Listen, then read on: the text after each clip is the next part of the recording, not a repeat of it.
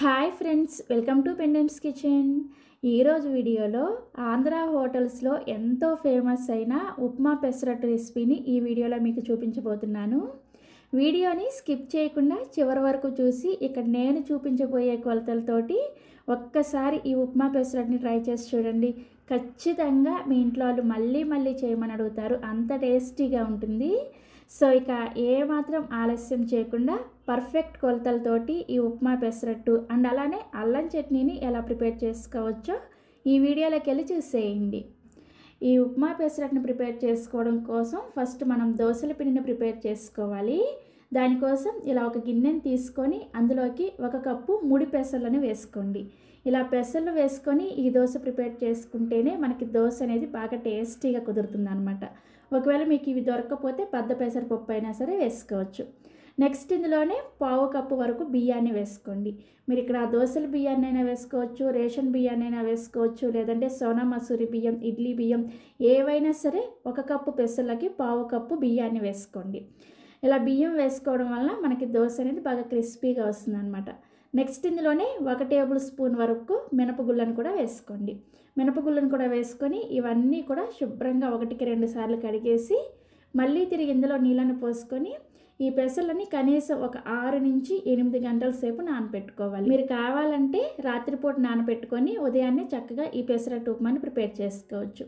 So నేను కూడా ఇక్కడ రాత్రంతా కూడా పెసలు నానబెట్టిన తర్వాత నెక్స్ట్ డే ఉదయాన్నే మీకు చూపిస్తున్నాను. చూసారా, మనకి పెసలు చక్కగా నానిపోయాయి. ఇప్పుడు ఈ గిన్నెని పక్కన పెట్టేసి ఫస్ట్ మనం అల్లం చట్నీని ప్రిపేర్ చేసుకుందాము. ఈ అల్లం చట్నీ ప్రిపేర్ చేసుకోవడం కోసం స్టవ్ ఆన్ చేసి ఇలా ఒక ప్యాన్ పెట్టుకొని అందులోకి 1 టేబుల్ స్పూన్ వరకు నూనె వేసుకొని వేడి చేసుకోండి. నూనె వేడైన తర్వాత 1/4 టీ స్పూన్ దాకా మెంతులు, 2 టేబుల్ స్పూన్ల మినపగుళ్ళు, 2 టేబుల్ స్పూన్ల పచ్చిశనగపప్పు, 1 టేబుల్ స్పూన్ జీలకర్ర ఇవన్నీ వేసుకొని లో ఫ్లేమ్లో ఈ పప్పుల్ని ఒక 2 నిమిషాల పాటు ఫ్రై చేసుకొని నెక్స్ట్ ఇందులోకి 1 టేబుల్ స్పూన్ దాకా ధనియాలను కూడా వేసుకొని కొద్దిగా ఫ్రై చేసుకోండి. సో 1 నిమిషం ఇవన్నీ కూడా చక్కగా వేగిన తర్వాత ఇప్పుడు ఇందులోకి చూసారా ఈ సైజులో ఉండే అల్లం ముక్కను తీసుకొని దానిపైన తొక్కంతా కూడా తీసేసి ఇలా చిన్న ముక్కలుగా కట్ చేసుకొని వేసుకోండి.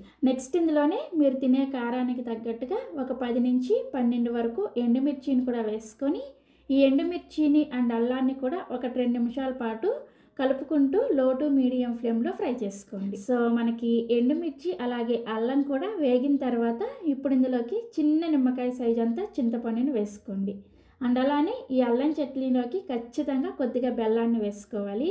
ఒక 2 నుంచి 3 టేబుల్ స్పూన్ల వరకు తురిమిన బెల్లాన్ని వేసుకొని ఒకసారి బాగా కలిపేసుకొని ఈ బెల్లం అంతా కూడా చక్కగా కరిగేంత వరకు లో ఫ్లేమ్లో కలుపుకుంటూ ఉడికించుకోండి. సో మనకి బెల్లం చూసారా ఇలా చక్కగా కరిగిపోయిన తర్వాత ఇప్పుడు ఇందులోకి మీ రుచికి సరిపడా ఉప్పుని వేసుకోండి.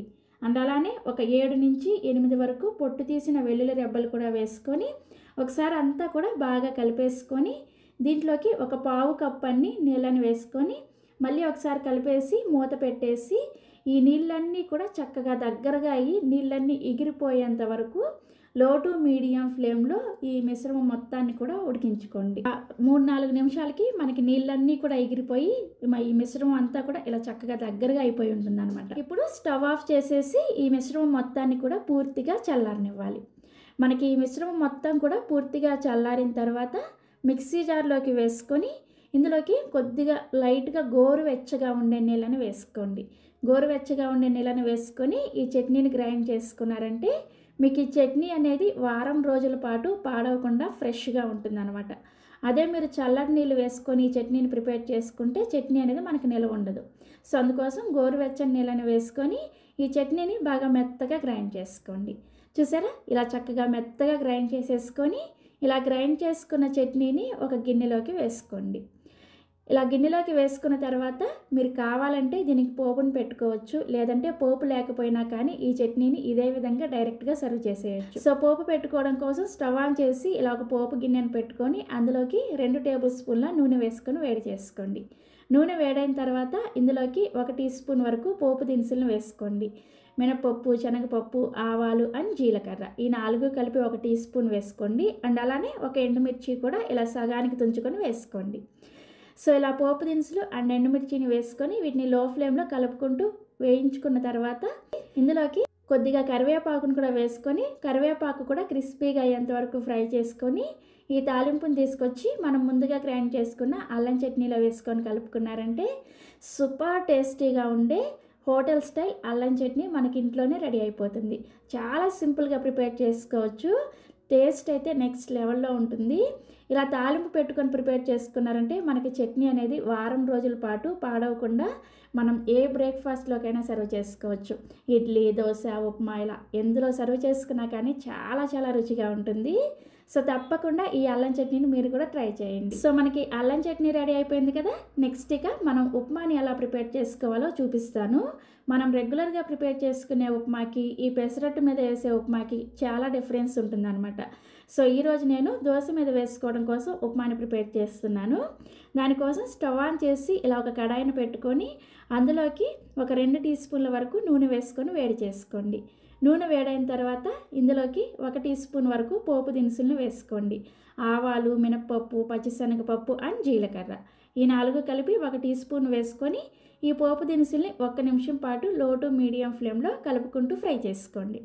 సో మనకి పోపు దినుసులు చక్కగా వేగిన తర్వాత ఇందులోనే 2 పచ్చిమిర్చిని ఇలా బాగా చిన్న ముక్కలుగా కట్ చేసుకొని వేసుకోండి.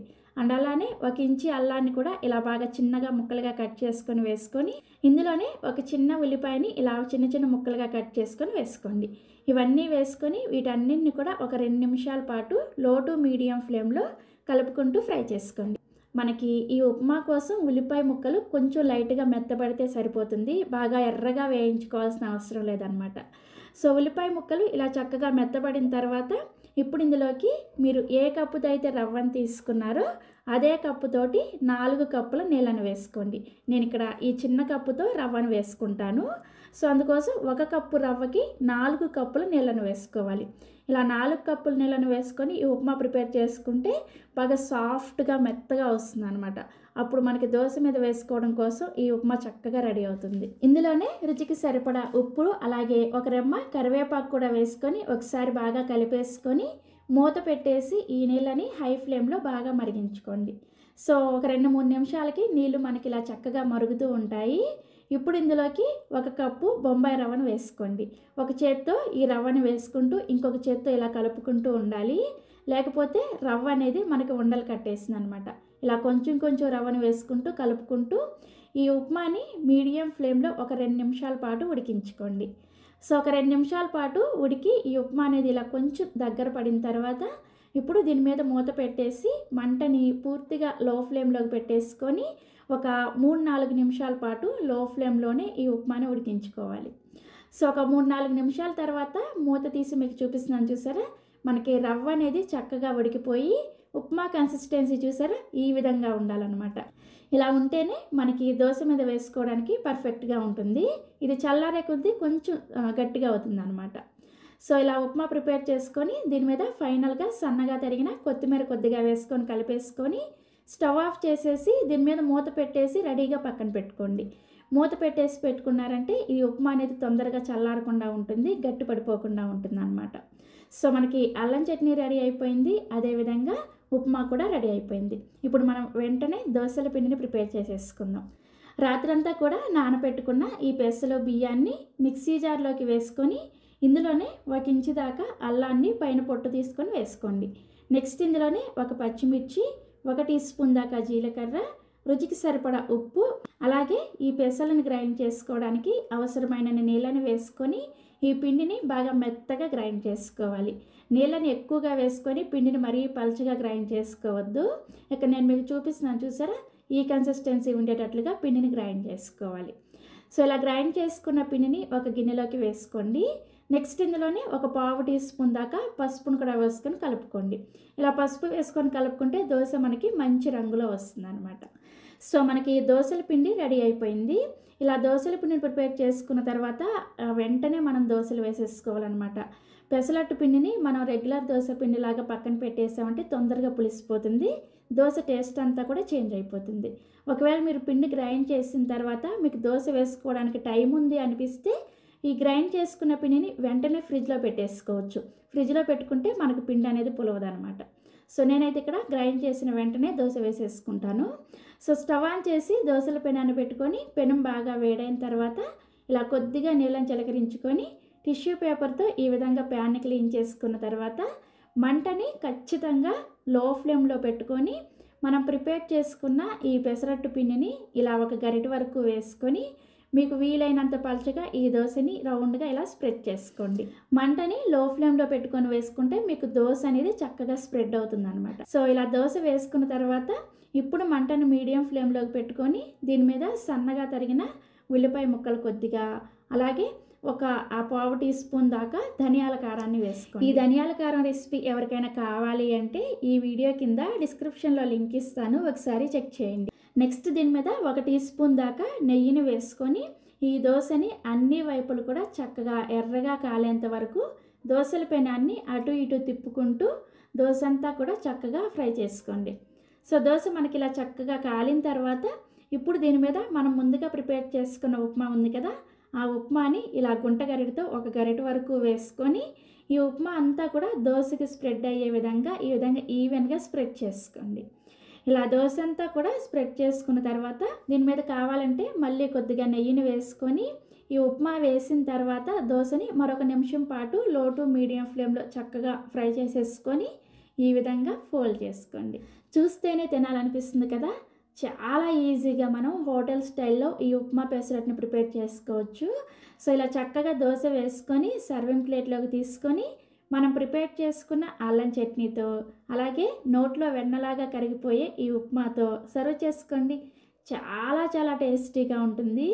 ఇదే విధంగా మీకు ఎన్ని దోశలు కావాలంటే అన్ని దోశలు వేసుకొని మీకు ఒకవేళ పిండి మిగిలితే చక్కగా వెంటనే పిండిని ఫ్రిడ్జ్లో పెట్టేసుకొని నెక్స్ట్ డే కూడా మీరు ఆ పిండితో దోశలు వేసుకోవచ్చు. సో చూసారా ఎంత సింపుల్గా మనం హోటల్ స్టైల్లో ఉప్మా పెసరట్ని ఇంట్లోనే ప్రిపేర్ చేసుకోవచ్చు. టేస్ట్ అయితే చాలా చాలా బాగుంటుంది. ఈ వీడియో చూసిన ప్రతి ఒక్కరు కూడా తప్పకుండా ఒక్కసారైనా సరే ఈ కాంబినేషన్ని ట్రై చేసి చూడండి.